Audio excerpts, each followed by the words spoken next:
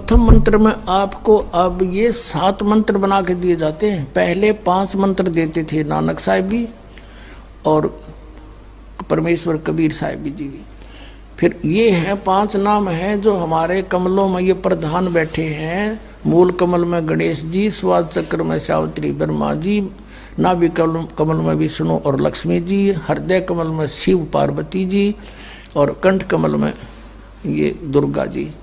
तो ये 7 नाम इसलिए देते हम कि मान लीजिए उपदेश ले लिया और ये प्रथम मंत्र एक बार मेरे मुख से भी सुन लिया मालिक की स्थिति जैसे हम देते हैं, और फिर उसकी उस सुनने के बाद साथ साथ बोल लिया और फिर भी मृत्यु हो जाती है, तब मनुष्य जीवन गारंटीड है उस व्यक्ति को, ये गारंटी देता है। और यदि उसने जाप कर लिया कुछ दिन और विश्वास ठीक रहा तो वो स्वस्थ भी होगा और इसकी इसी जीवन में आयु बढ़ती चली जाएगी, परमात्मा बढ़ाता चला जाएगा जब तक उसका मोक्ष नहीं होगा, इससे जन्म में पार कर देगा आपको।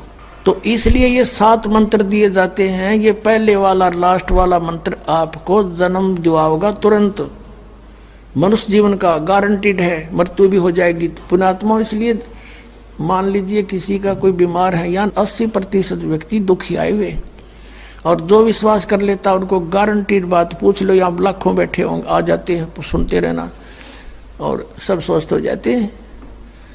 तो ये वो परमात्मा है। तो इसलिए प्रथम मंत्र जो आपको दिए जाते हैं इनमें ये 2 मंत्र अब कंपलसरी थे, पहले नहीं थे ये।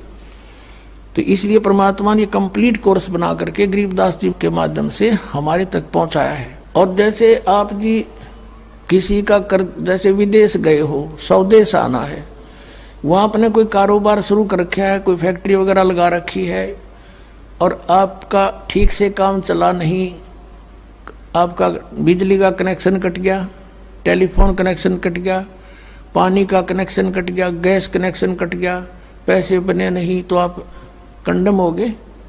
और वहाँ कोई ऐसा प्रभावशाली व्यक्ति आपको मिल जावे, सरकार को गारंटर बनाए कि भाई तुम इनका चालू करो कनेक्शन, मैं गारंटर बनता हूँ, और फिर उसको कहेगा भी जो पैसे तो देगा यही तेरे कर्जा उतारेगा, नहीं तो फिर काट दियो ना, वो देता क्या बात है। तो ऐसे ये दास आपका गारंटर बनता है और आपके सब कनेक्शन चालू करवाता है, लेकिन इनकी मजदूरी करके ये देने पड़ेंगे, तुमने कर्जा आप उतारना पड़ेगा। और परमात्मा जो है कुछ अपने कोटे से भी आपको पैसे देता, क्योंकि आप चला ही नहीं सकते अपनी फैक्ट्री को बगैर थोड़ा बहुत और सारा ना मिल रहा कहीं से, तो वो बगैर आपके वैसे सब्सिडी समझ लो ऐसे देता है। तो परमात्मा पहले आपको सब्सिडी देता है जिससे आप अपना काम चलाओ और फिर डट कर भक्ति करो, मर्यादा में रहो, आप धनी हो जाओगे, बहुत शीघ्र धनी हो जाओगे। बहुत कीमत है इन मंत्रों की। इन भगवानों के जो 5 प्रधानों से आपने मुक्त होना है, त्रिकुटी पर जब जा सको हो उस समय पहुंच पाओगे जब इनसे आप अपना नो डू सर्टिफिकेट ले लोगे। अब ये मंत्र जो 2 मंत्र फर्स्ट और लास्ट है इन 7 मंत्रों में, इसके साथ मिलने से ये मंत्र जो प्रथम जाप आप करते हो, इनका ऋण मुक्त हो जाने के बाद भी कुछ आपकी कमाई यदि बचगी तो इन 2 मंत्रों के प्रभाव से ये कन्वर्ट हो जाएगी आपकी सतलोक चालन नालियां में, इनमें से बच भी गई तय। और फिर जब आप यहाँ से प्रस्थान करोगे तो आपका अकाउंट, अब ये कहते हैं राधा स्वामी धन धन सतगुरु वाले, ये जय गुरुदेव वाले कहते हैं, हमारे गुरुजी तो कहते हैं हम तो सीधे त्रिकुटी से, यहाँ बताते हैं त्रिकुटी यहाँ नहीं है, त्रिकुटी इसके पीछे बैक में है, यहाँ पर जो नीचे से सारा ये तंत्र साथ मिला हुआ आता है, यहाँ है पीछे। ये कहते हैं हमने ना तो वेदों की आवश्यकता, ना किताबों किसी और, ना हम गीता को मानते, ये भी तो किसी ने लिखी है, और हम तो सीधे त्रिकुटी से प्रारंभ करते हैं अपना रास्ता, त्रिकुटी से, उसका किसी ने नहीं पता। ये सारे ऋषि महर्षि त्रिकुटी माथा मारा करते और उन्हें खक नहीं पाया आज तक। त्रिकुटी से तो बहुत आगे जाना हमने, और त्रिकुटी पर जाना कोई बालकों का खेल है, कोई बरवाले का बस स्टैंड है, चाहे पैदल पहुंच जाओ चाहे रिक्शा में बैठ कर पहुंच जाओ। त्रिकुटी इज द इंटरनेशनल एयरपोर्ट, त्रिकुटी अंतर्राष्ट्रीय हवाई अड्डा जानो।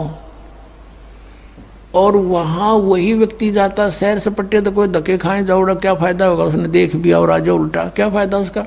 वहां पर केवल वही व्यक्ति जाता है जो पहले टारगेट बना चुका होता है, और उस जिस देश में जाना है उसका पासपोर्ट और यहाँ की सरकार से नो ड्यू सर्टिफिकेट, और तब वो उस इंटरनेशनल एयरपोर्ट पर जाकर कुछ लाभ उठा सकता है। तो वहां से फिर आगे कैसे जाएंगे, उस त्रिकुटी पर पहुंचने के लिए तो सारा झंझट है, उस पर जाए पता फिर आप पे काम बन गया। तो त्रिकुटी पर जाने से पहले हमने इन भगवानों से नो ड्यू सर्टिफिकेट लेने पड़ेंगे। और आपकी ये ऐसी भक्ति है, इसे ऑटोमेटिक, ये देवता है, ये कोई किसी के साथ भेदभाव नहीं करते, आपकी कमाई एग्जैक्ट लिखी पाएगी कंप्यूटर की तरह, और जो आपका ड्यू शेष होगा आपको थमा दिया जाएगा। हृदय कमल में जीव रहता है, और इसके यहाँ से फिर ये सबसे पहले इसका रास्ता है त्रिकुटी में जाने का, सबसे पहले मूल कमल में जाना पड़ेगा। मूल कमल से फिर सीधा रास्ता बनता है त्रिकुटी तक जाने का। उससे पहले गणेश जी के लोक में से गुजरना पड़ेगा, उसका एक जैसे बैरियर होते हैं प्रत्येक बॉर्डर पे, यहाँ ऐसे बैरियर हैं।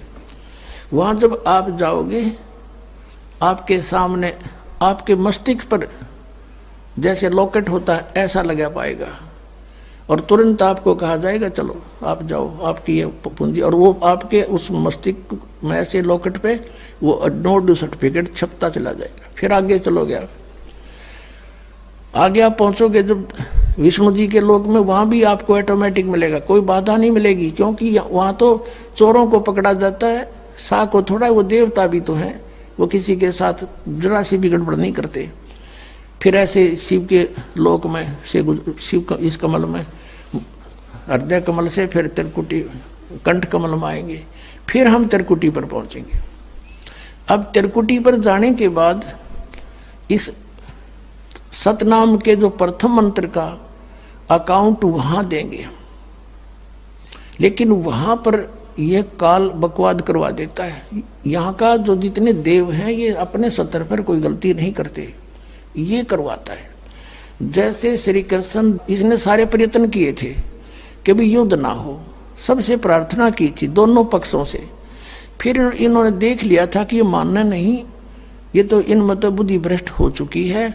और उसमें क्या था कि सब रिश्तेदार राजा आधे आधे बांटने थे उन्होंने।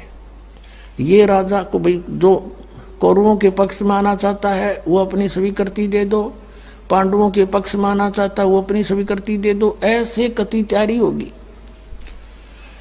तब श्री कृष्ण जी ने सोचा भाई अब ये तो मेरा भी नंबर आओगा, मैं भी राजा हूं, और मैं पांडवों का रिश्तेदार, क्योंकि श्री कृष्ण की बहन अर्जुन का ब्याह रखी, रिश्तेदारी पक्की, और उधर से वो चाचे ताऊ थे, कोई अलग नहीं। तो श्री कृष्ण जी ने यहाँ तक कह दिया कि भी एक तरफ तक मैं हूँगा, एक तरफ मेरी सेना होगी, अब मांग लियो जिसको मांगना हो। और यहाँ तक भी कह दिया कि मैं हथियार नहीं उठाऊंगा। अब पांडव तो मुंह धो रहे थे श्री कृष्ण पे कि सर्वशक्तिमान है, ये जो हमारी तरफ पक्ष में हो गया तो अकेला ही बहुत है। तो फिर पांडव घबरा गए थे। पांडवों ने यहाँ तक कह दिया था प्रभु हमें 5 गांव दिवा दो, हम युद्ध नहीं करेंगे। वो नहीं मानना था, फिर भी छोड़ो इस बात को, हम आगे लेंगे। तो फिर जब महाभारत का युद्ध हुआ, अब श्री कृष्ण ने हथियार उठाया, पहिया उठा लिया रथ का, उसको अपनी शक्ति से सुदर्शन चक्र बना दिया, और उसने बहुत लाखों लोगों को काट डाला। अब ये अपने सतर पर गलती नहीं करते ये देवता, जब तक ये न्यूट्रल रहते हैं। और जब इस काल ने इन पर प्रभाव किया, अंदर प्रवेश कर गया इसके काल, श्री कृष्ण के पाप को बनवा दिए इसके, और सुदर्शन चक्र उठवा दिया और झूठा बना दिया, वह प्रतिज्ञा भंग करवा दी।